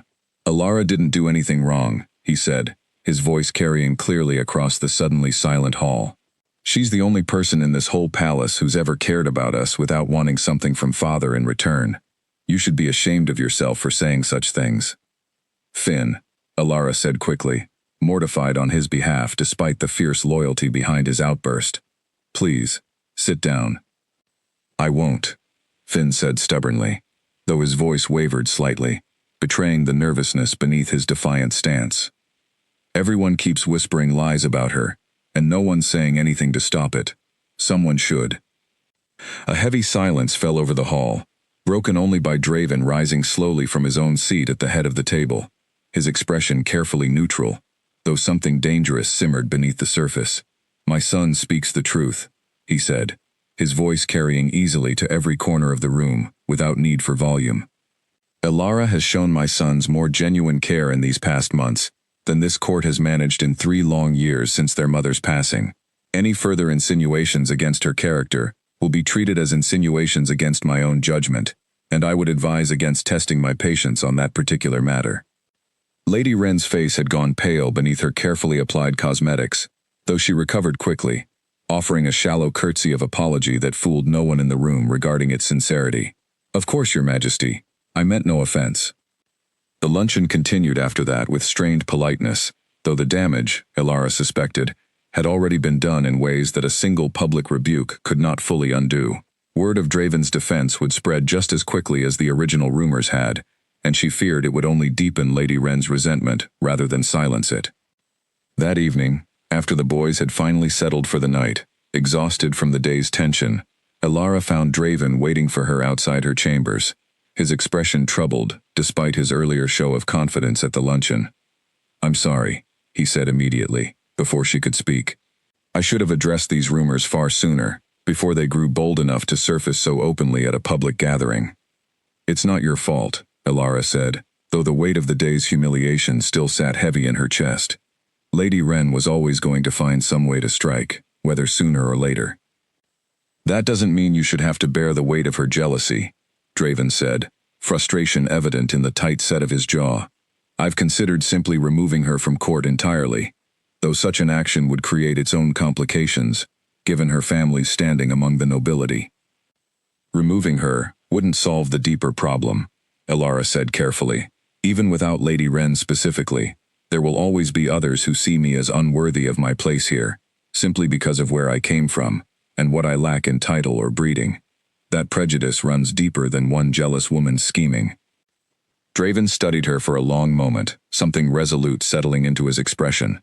Then perhaps it's time to address that prejudice directly, rather than continuing to hide the truth of our bond behind whispers and rumors that others control rather than us. Alara's heart skipped at the implication behind his words. What are you suggesting? There's an old tradition within Blackthorn, Draven said slowly, rarely invoked in recent generations, but still recognized by ancient law, a trial by which an Omega seeking to join the royal line, without the benefit of noble birth, might prove their worth and character before the full court in council. If you were willing, undertaking such a trial would silence the rumors far more effectively than any private rebuke ever could, by demonstrating your strength and character for all to witness directly, rather than relying on second-hand gossip to shape their opinions. Alara felt a chill of both fear and determination settle over her at the suggestion. And if I failed such a trial? You won't, Draven said, with a certainty that surprised her given the gravity of the stakes. I've watched you navigate far greater challenges than any trial the council might devise, Alara. You built an entire farm from nothing, alone, in a world that offers little support to Omegas without family behind them. You've earned my son's trust and love within weeks, something no tutor or nursemaid before you managed in years. Whatever this trial asks of you, I have faith you can meet it. His confidence, though touching, did little to fully ease the anxious knot forming in Alara's stomach as she considered the path now unfolding before her, a path that would require her to stand before the full weight of the court's judgment, with nothing but her own character to shield her from whatever scrutiny Lady Wren and her allies chose to bring against her. I need time to think, she said finally, and Draven nodded immediately, respecting the request without hesitation. Take whatever time you need, he said, but know that whatever you decide, I stand beside you regardless. This bond between us is not something I intend to abandon simply because certain members of my court find it inconvenient. Alara returned to her chambers that night, with her mind spinning through possibilities and fears alike, The quiet comfort of her early days at the palace, now replaced by the looming shadow of a trial that would determine far more than simply her own future among these walls. Word of the proposed trial spread through the palace within a single day, and Elara quickly discovered that Draven's confidence in her ability to face it had not been shared universally among the court. Whispers of doubt followed her through every hallway, courtiers openly speculating on her chances, most assuming she would fail spectacularly before the full council, and finally be sent back to whatever obscure farm she had come from. Lady Wren, rather than retreating after her public rebuke at the luncheon, seemed emboldened by news of the trial, clearly believing it offered her the perfect opportunity to see Elara humiliated and dismissed through entirely legitimate means, without any further need for scheming or rumor. She began appearing more frequently wherever Elara happened to be, offering falsely sweet advice about the trial's supposed difficulty, clearly hoping to plant seeds of doubt deep enough to undermine Elara's confidence before she ever faced the council. "The ancient trials are notoriously demanding," Lady Wren said one afternoon, cornering Elara in a quiet hallway, with a smile that did not reach her cold eyes. "Many noble-born Omegas, raised their entire lives in preparation for exactly such tests, have failed them regardless.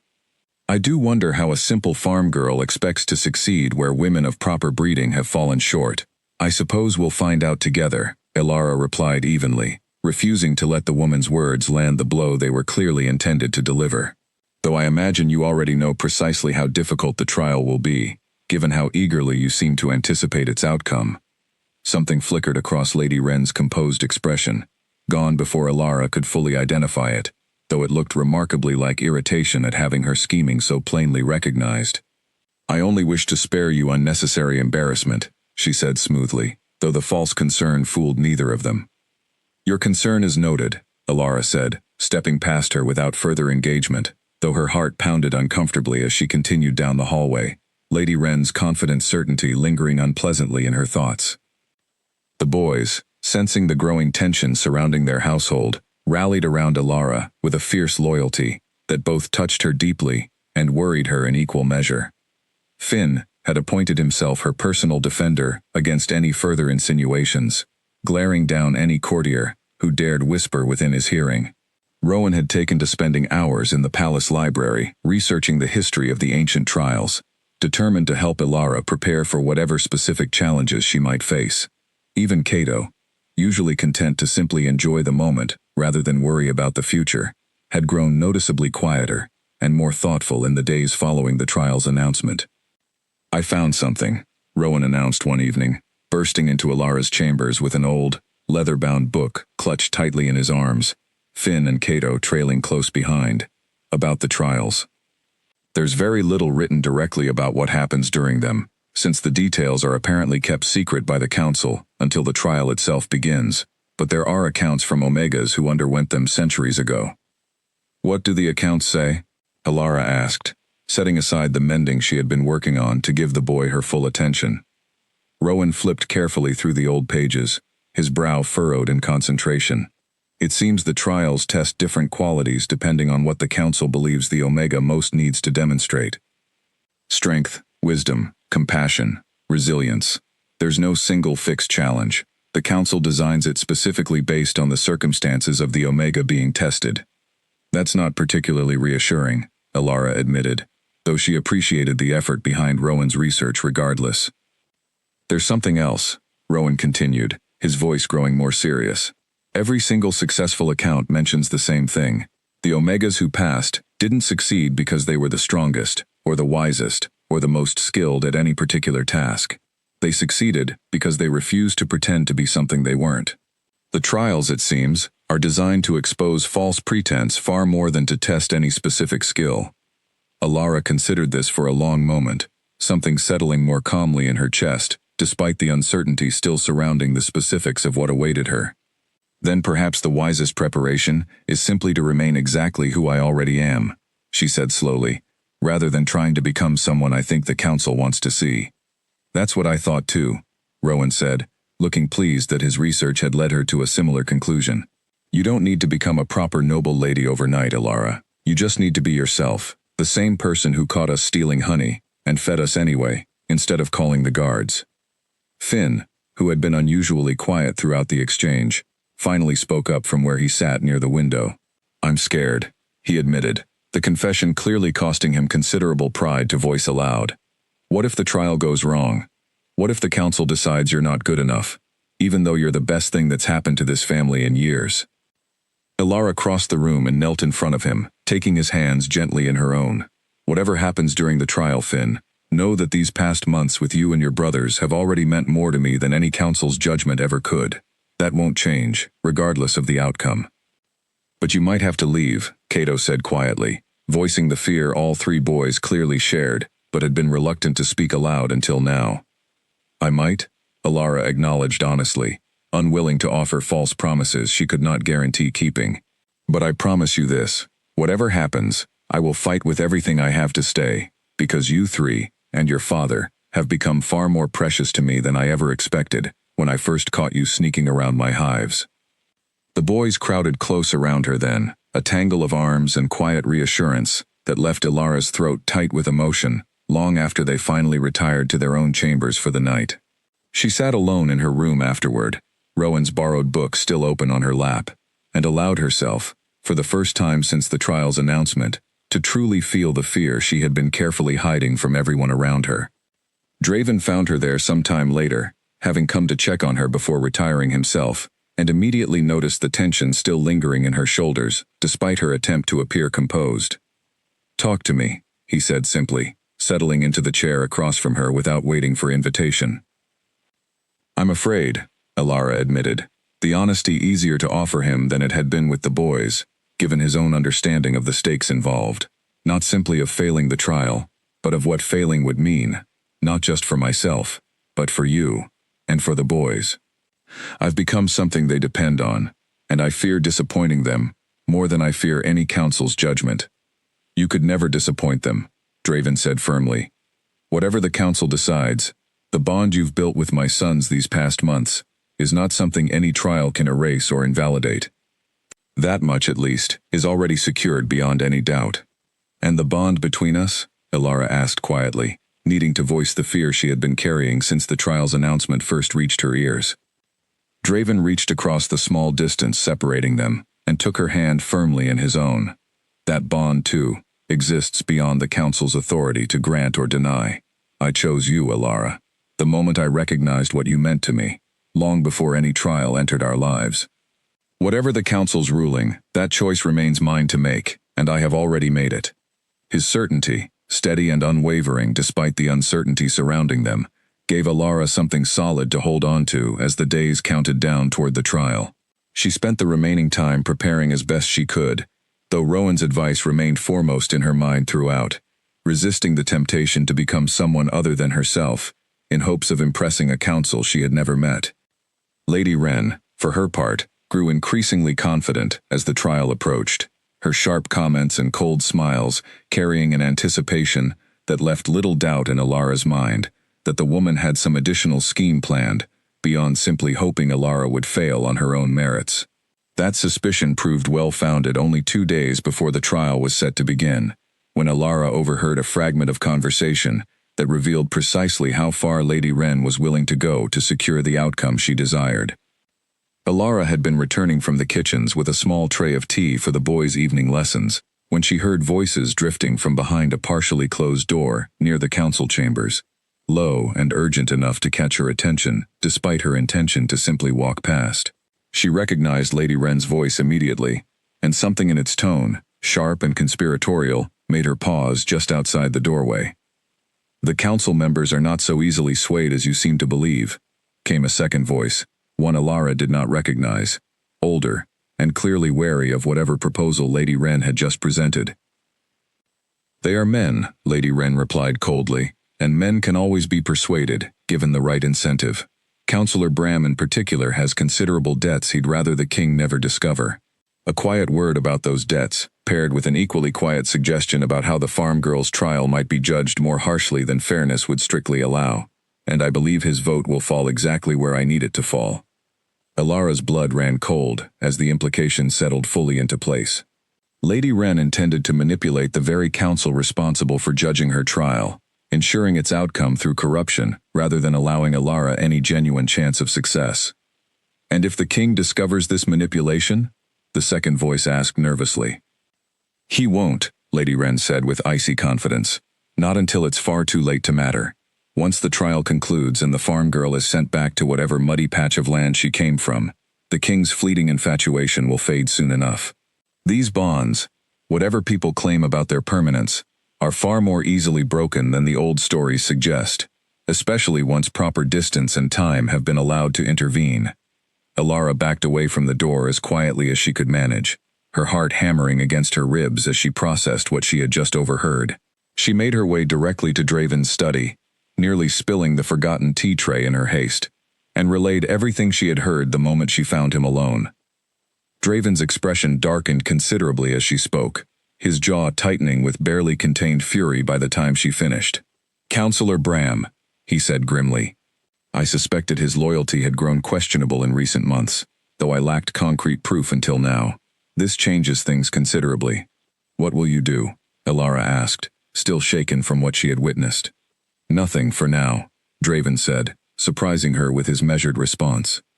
"If I confront Lady Wren directly, she will simply deny everything and find some other, less detectable method to interfere. Better to let the trial proceed as planned, while ensuring the full council, not merely Bram alone, holds authority over the final judgment. A single corrupted vote among many honest ones will struggle to overturn a result the majority clearly supports, should your performance during the trial speak clearly enough for itself. You're gambling a great deal on my performance," Elara said, though she found herself steadied rather than further frightened by his calm confidence. "I'm not gambling at all," Draven said, meeting her eyes directly. "I have complete faith in you, Elara. Whatever schemes Lady Wren attempts, I do not believe they will be enough to overcome the truth of who you are, once the full council witnesses it directly for themselves."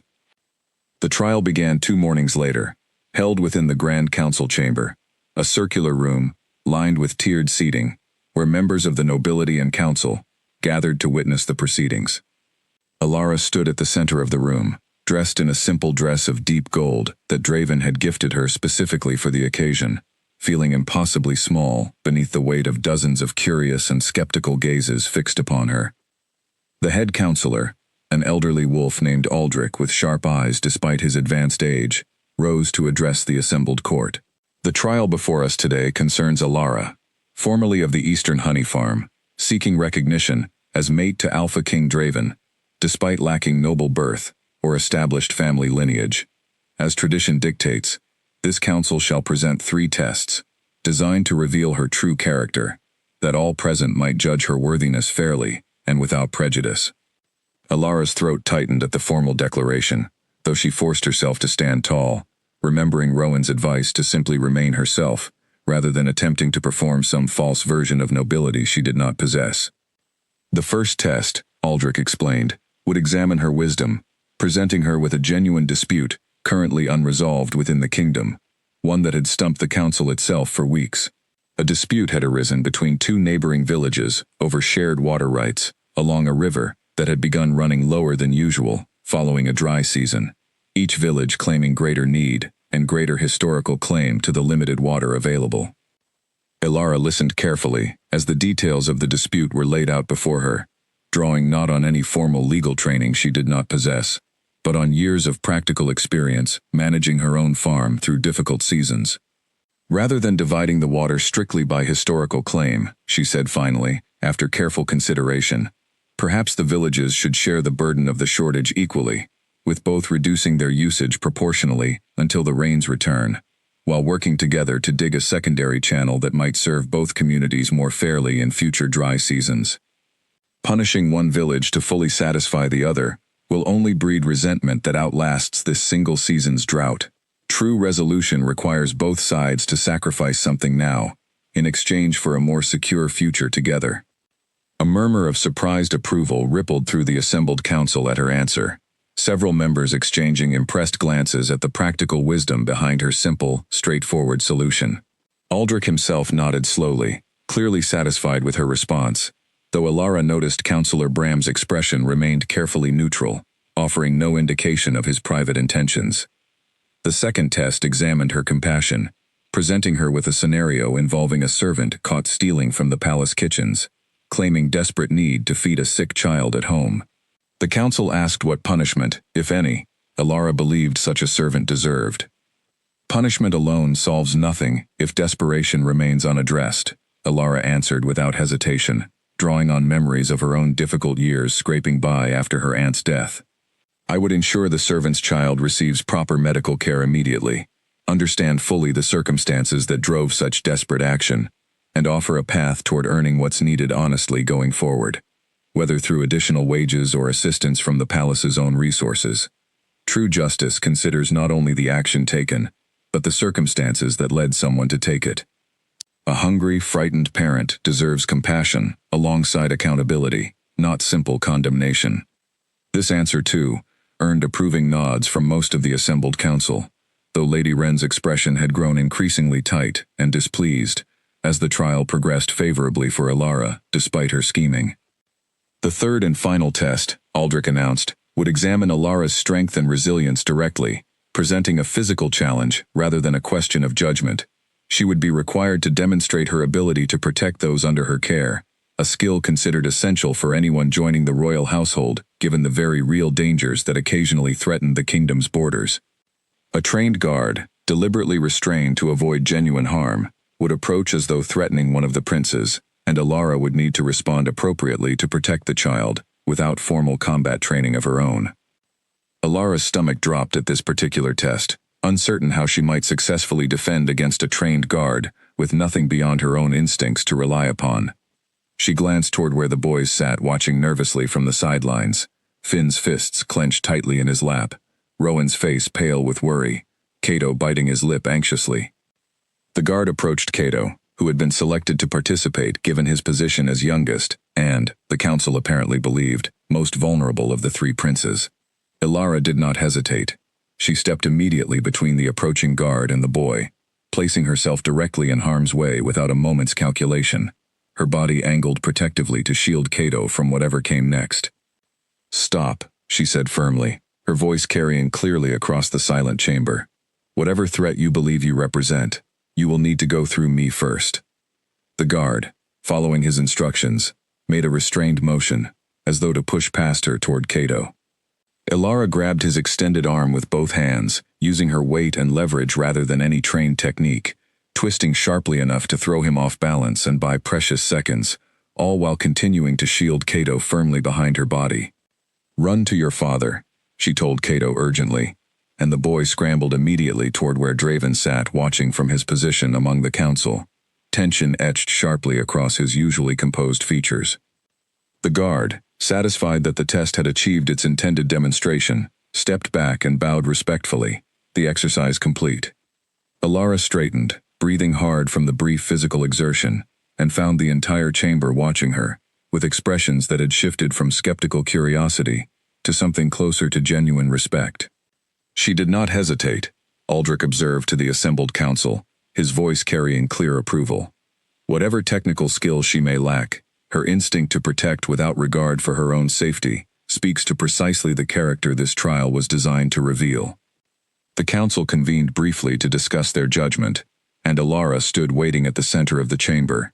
The boys now gathered close around her despite the formal nature of the proceedings, Draven watching from his seat with an expression of fierce pride that warmed her chest despite her lingering nervousness.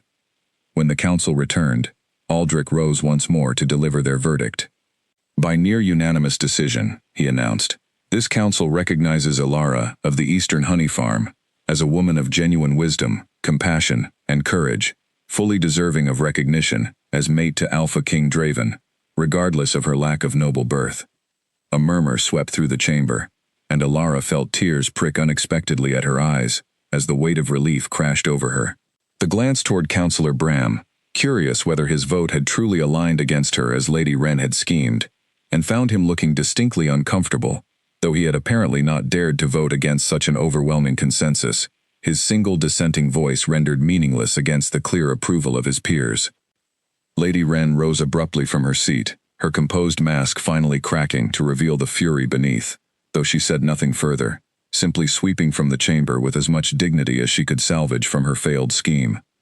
Elara watched her go, feeling not triumph exactly, but a quiet, steady relief that whatever battles remained ahead, this particular one had finally been won. Draven crossed the chamber and took her hands firmly in his own, heedless of the watching court, his eyes bright with an emotion far stronger than simple relief. "You were extraordinary," he said quietly, for her ears alone, despite the crowded room around them.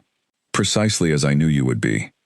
The boys crowded close around them both, Cato throwing his arms around Alara's waist with fierce, relieved affection, Finn grinning broadly despite his earlier fear, Rowan looking as though he might cry from sheer happiness at the outcome.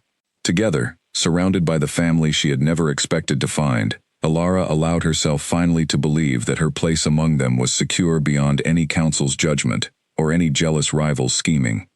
The days following the trial passed in a warm, contented blur, unlike anything Alara had experienced during her earlier weeks at the palace.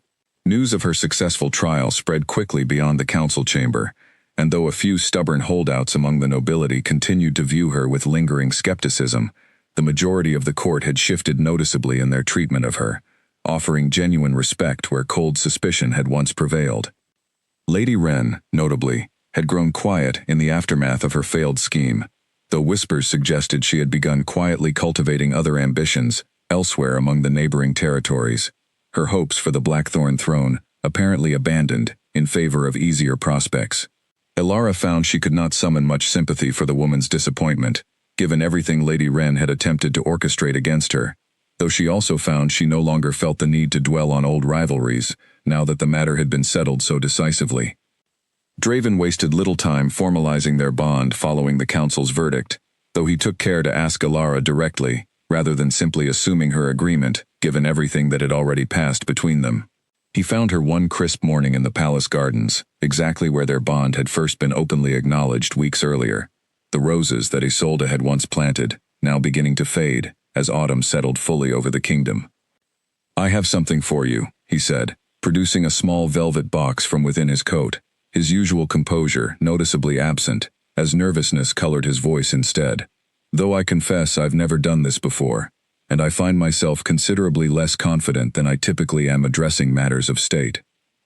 Alara felt her own heart racing as she watched him open the box to reveal a simple, elegant ring, far less ornate than she might have expected from a king, clearly chosen, with careful thought toward her own preferences, rather than any expectation of royal extravagance. "Alara," Draven said, his voice steady, despite his obvious nervousness, "you arrived in my life through the most unexpected circumstances imaginable. 3 mischievous sons stealing honey in the dead of night, and yet I cannot imagine my life, or theirs, without you in it now. Will you accept not only this ring, but everything that comes with it, as my mate and as Queen of Blackthorn?" "Yes," Alara said without hesitation, tears blurring her vision as he slid the ring gently onto her finger. "Though I should warn you, I fully intend to keep my bees regardless of any royal duties expected of me. Some habits, I find, are simply too precious to abandon." Draven laughed, a genuine, unguarded sound that had grown considerably more frequent since her arrival months earlier. "I would expect nothing less. In fact, I've already had the royal gardener clear a section of the grounds, specifically for whatever hives you'd like to establish here, assuming you're amenable to expanding your operation beyond a single farm." "You planned this before even asking me," Alara said, laughing, despite the emotion still thick in her throat. "I had faith in the outcome," Draven admitted, though I confess, considerably less faith in my own ability to ask the question gracefully. The formal ceremony that followed weeks later drew nobles and commoners alike from across the kingdom, a celebration considerably larger and more elaborate than Alara had ever imagined for herself during her quiet years, tending bees on her small farm. Nora attended as an honored guest, positively glowing with vindicated pride at having encouraged Alara toward the palace in the first place, teasing her mercilessly throughout the preparations about finally getting her promised interesting story after all. The boys, dressed in their finest formal attire despite obvious discomfort with the stiff collars and polished boots, stood proudly beside their father throughout the ceremony, having appointed themselves collectively responsible for escorting Alara down the long aisle toward where Draven waited, a departure from tradition that the council had wisely chosen not to contest, given how firmly all 3 princes had insisted upon the arrangement. "We caught you first," Finn had told her solemnly the morning of the ceremony, so we should be the ones to bring you to father. That's not exactly how these things typically work, Elara had said, fighting back laughter at his serious expression. It's how it's going to work today, Cato had declared with cheerful finality, and Elara had found herself with no further argument to offer against such determined logic. The ceremony itself passed in a haze of joy and quiet wonder, vows exchanged beneath the same autumn sky that had witnessed so much of their unlikely courtship, from stolen honey to whispered confessions in a garden of roses, to a trial that had tested and proven her worth before the full weight of the court's judgment. When Draven finally kissed her before the assembled crowd, sealing their bond formally before all of Blackthorn, Elara felt the last remnants of her old uncertainty finally settle into something solid and unshakable. Later that evening, after the formal celebrations had wound down and most of the guests had departed for their own homes, Elara found herself back in the familiar gardens with Draven and the 3 boys. The 5 of them gathered comfortably beneath the darkening sky as the first stars began appearing overhead. "I have something else for you," Draven said, producing a small jar from within his coat, with a mischievous glint in his eye that reminded her sharply of his son's. Payment, finally, for that first stolen honeycomb, all those months ago. Elara took the jar, puzzled, until she opened it to find not honey at all, but a small, delicately crafted golden circlet nestled inside, simple and elegant, clearly meant for everyday wear rather than formal ceremony. "A crown," she said, laughing through sudden tears, remembering his half-joking promise from their very first meeting in his study. "You actually kept that promise. I told you I would pay for the stolen honey with a crown," Draven said, settling the circlet gently onto her hair with careful hands. "I simply failed to specify how long it might take me to properly deliver on that debt." "Worth the wait," Finn declared with satisfaction, and Rowan nodded solemnly in agreement, while Cato simply grinned, delighted by the whole affair as always. Elara looked around at the small, unlikely family gathered close around her beneath the stars, 3 mischievous princes who had stolen far more than honey from her that first fateful night, and a king who had offered her not simply a crown, but a home she had never expected to find beyond the quiet borders of her small farm. Whatever challenges still lay ahead, whatever future duties awaited her as Queen of Blackthorn, she felt certain, sitting there, surrounded by warmth and laughter in the gentle autumn evening, that she had finally found exactly where she belonged. The bees back on her old farm, tended now by the same trusted neighbor boy who had watched over them during her absence, continued their steady, industrious work exactly as they always had, entirely unaware of the small revolution their honey had sparked within the highest halls of Blackthorn. And Elara, honey farmer turned queen, found herself smiling at the simple, sweet irony of it all, that something as humble as a stolen honeycomb had ultimately led her to a love and a family sweeter than anything she had ever imagined possible.